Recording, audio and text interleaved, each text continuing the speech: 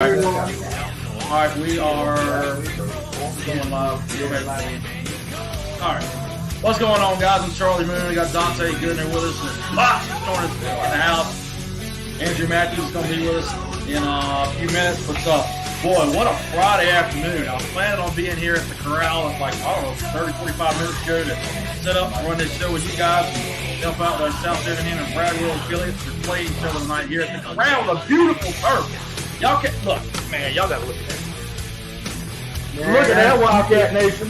That's some nice stuff right there. Yeah, they christened it last week with a big win. Like 29-0 over Island. 24-0. Yeah, but 24-0 win over Island. Anyway, hey, this is one of those weird nights. You see on the screen there, 30. You see on the screen there Thursday nights at 6 o'clock, but.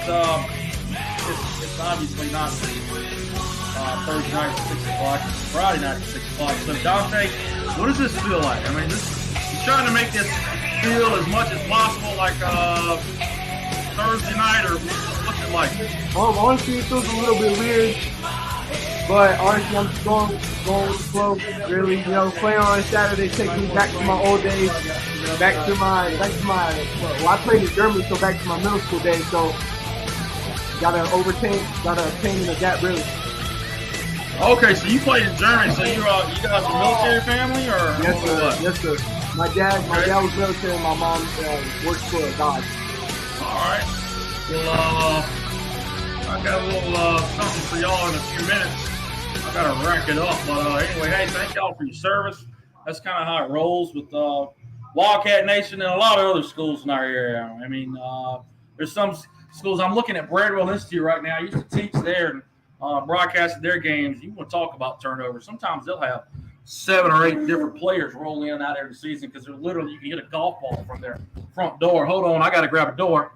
All right, go ahead, sir. But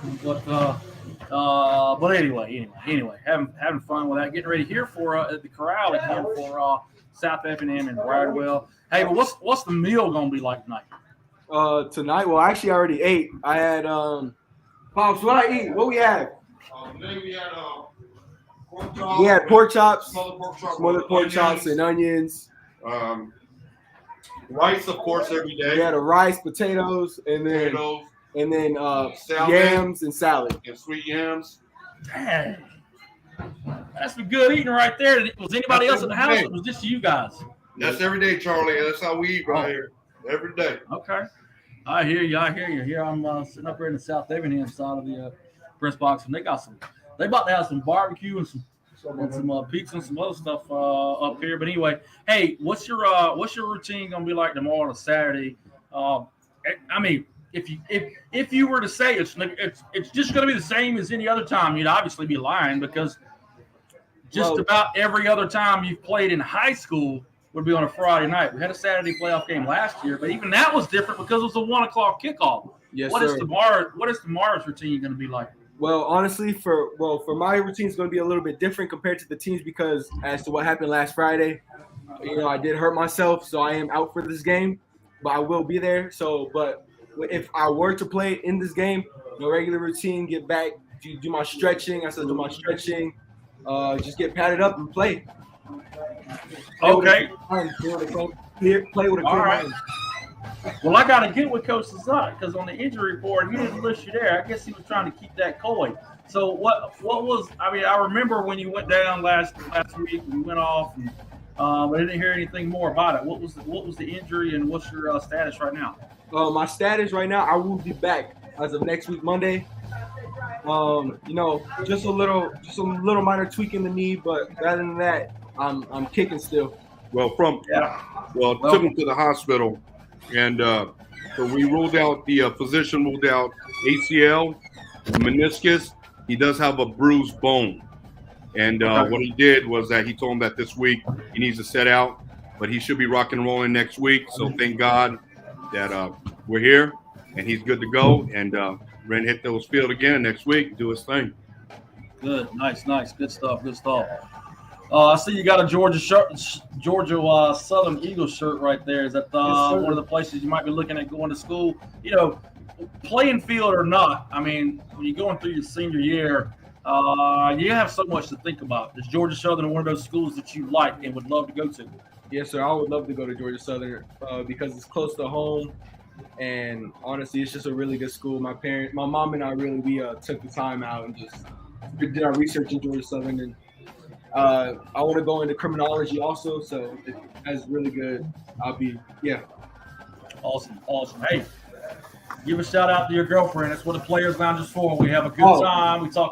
Charlie. Go ahead. Mr. Charlie. Wait. Listen, Mr. Charlie. Mr. Charlie, listen. Okay. Listen. We're gonna reverse this because okay, all right. We're gonna go tomorrow. We're gonna talk in the last minute of football here real quick. Egg saying I can't cut that, but that's what the Players Lounge is all about. Keeping it real, having a really good time. But tomorrow, Baker County, hey, they are a state semifinalist from last year in the state of Florida. So they're gonna be a challenge. For anybody to say they're not a challenge would be discrediting yourself if you come away with a big win tomorrow night. So talk about a couple of things that they bring. I know you're injured, you're not playing tomorrow, but I know you were probably sitting in the film room and there with practice. What kind of challenges do they bring? I would say their main challenge as a defense would probably be their backfield, the running backs and their quarterback. They're very shifty guys. They're little, but they can move and they're quick. So that would be our main challenge as a defense. This is just really contain them, keep them in, and then we want the quarterback to run the ball so we don't give it to the dive back. Because once the dive back gets out on the edge, they're really fast and Yeah, I hear you. Hey, one of the things on the defensive side of the ball for them, they've got some dudes on the defensive side of the ball. If you are 12 months away from, or 12 months prior to being a state semifinalist in the state of Florida, you got dudes on the field. But one of the things that they're known for is being able to play on the defensive side of the ball without blitzing a whole lot. That says something about that defensive line. I know that means something coming from you as a defensive lineman yourself. Yes, sir. I did watch a little bit of their film on the defensive side of the ball. I'll say their D line, they're good up front. They're really good up front, but the backers too. I credit the backers. It's gonna be a really good game. I feel like, and I know my boys are gonna turn up. How much pride have y'all taken in being the Border Classic, Georgia, Florida? Georgia's already won the first couple ball games. I couldn't give you exact scores, but Georgia's already won the first couple ball games of that thing. 7 games, all being televised on NBC4 Jacksonville. How much pride and have y'all talked about that fact that hey, we want to win, number one, but number two, hey, it's a Georgia-Florida thing. Yes, sir. We take pride in it. But we know that it's not going to be an easy game and it's going to be competition. But we feel like that game is the game of the night, and we got to turn up. And then we turn up and play with intensity. We're coming through with the dub. Yeah, talked with NBC Jacksonville 4 sports director yesterday, and sometimes you hear things from your own fans and your own people like, they asked us to be the mark. They asked us to be like, you never really know how that kind of goes. But I talked to the sports director. I guess it was 2 days ago, so Friday. I said that would be Wednesday. And he's like, when we started putting teams together, we kind of narrowed it down to about 12 or 13 teams. Yeah, we kind of pinpointed Richmond Hill to be one of the 2 teams in that marquee matchup, and then we created a matchup for them. So that's kind of how it rolls. So that shows a lot of respect to the Richmond Hill program. Yes, sir. Yes, sir. I'm just glad that we could play a team from Florida this year, and it shows that we can compete at a really high level. What's breakfast going to be in the morning? I mean, this is, I guess, if you were playing tomorrow, and I don't know, maybe it won't even make a difference. Like me, tomorrow my breakfast is going to be hitting up some Mickey D's. It's kind of a Saturday morning thing, getting back to the house and watching some College Game Day. What's your Saturday morning routine going to be like tomorrow? Tomorrow, my Saturday game day routine is going to be, if I was to play, wake up in the morning, come downstairs, see my mama cooking some good breakfast, so probably some ham and eggs, like that. And then, all right. Okay. Hey, I want y'all to see the caller ID on that. That's 904. That's a Jacksonville. There might be somebody else from NBC4. That might be somebody wanting some more scoop on the Richmond Hill. I made a few phone calls the last few days, and there's some people have been calling me wanting some scoop on the Cats and what's going on with them. But hey, I'll have to call them back. I don't know if they're watching now, but anyway, I'll get back to them after the Players Lounge here in a few minutes. So what's you gonna do on a Friday night with not playing? I mean, I'm kind of still in the broadcasting world a little bit, but what you gonna be doing? Friday night not playing. You know, I'm gonna just chill, stretch. You know, get my mind right, and then just really start motivating my boys now, get them ready, get them pumped up because, you know, when my linebackers and my D linemen get some motivation, they just turn up. Okay, so tomorrow we got our some brand new wireless equipment in. We've had it for a couple of weeks, but we were missing a couple different types of connections, and we finally got the stick in the other day. So we're gonna have our sideline guy down on the sideline full time. So if you're not going to have pads on, I need to hook our guy Thomas up with you so you can show him down that sidelines. And this is a guy, when you meet him tomorrow, he played college ball, so he knows the ropes. But hook him up with some of those linebackers, man. He likes the way you guys play. So have fun with him down there on the sidelines tomorrow. You got to show him around Wildcat Nation on the sidelines. I got you. Hey, so that's going to be different for you. Normally you're trying to eat quarterbacks for supper, but tomorrow you got to think about it from the sidelines. I got to get my mental reps in. Yeah, okay. You got to get your mental reps. So how much of a assistant coach role do you envision yourself playing tomorrow? Well, honestly, playing like as assistant and coach role, you know, I'm gonna mainly focus on my position group. You know, if they get off the field and they down, I'm gonna just tell them to keep their heads up and just apply what we learned in practice this whole week. Because if we apply what we learned in practice, we'll be good. Awesome. Hey, what do you want to do after high school?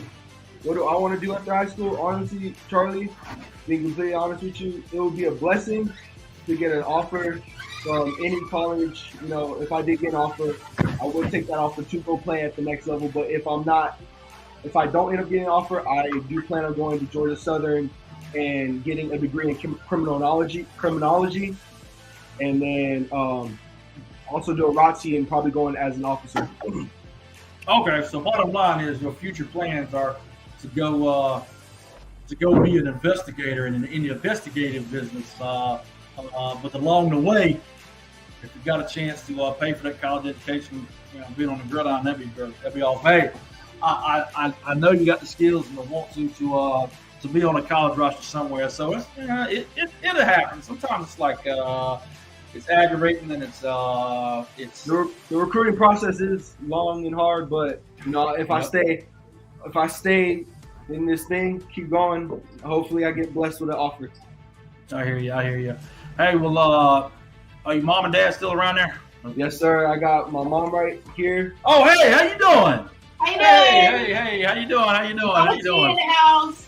Awesome. Yeah, they had the first shout out call. It wasn't the first shout out call in line of since we started it, but for this year's football season, they were the ones. They were the ones. So kudos to you guys. And we got since then, that kind of kicked it off because we posted that one on social media a couple times, and we started playing it on air last week. And since then, we got 9 or 10 more. Some of them will start playing tomorrow. So, hey, you got things going this year on the shout-out line. So awesome. Mama G, and what's the nickname for Dad? And Papa G. We got Pops over here, Papa G. Oh, Papa G. Who's in the background? Papa G. Mama G, Papa G, and there's somebody else there. Oh, that's Dontae's best friend. Hi. Okay, all right, awesome. So you guys just chilling on Friday night. Hey, I'm gonna let you guys get back to Friday night, and I'm gonna hop off the Players Lounge and help these guys get ready for South Effingham and Bridewell. But hey, we will see you guys tomorrow night, and just like you say, when we go off there on Low Country Radio, turn to somebody you know, or maybe you don't even know that much. Tell them you love them, and as always, build the hill. Thank you guys and your family for your military service, because it's not just a one-person thing. It's all of you in that household. I know you know, hoorah, and all that good stuff. But anyway, hey, have a good night, and we'll see you tomorrow. Have a great day. Thank Have a good night, you. cousin. Aloha.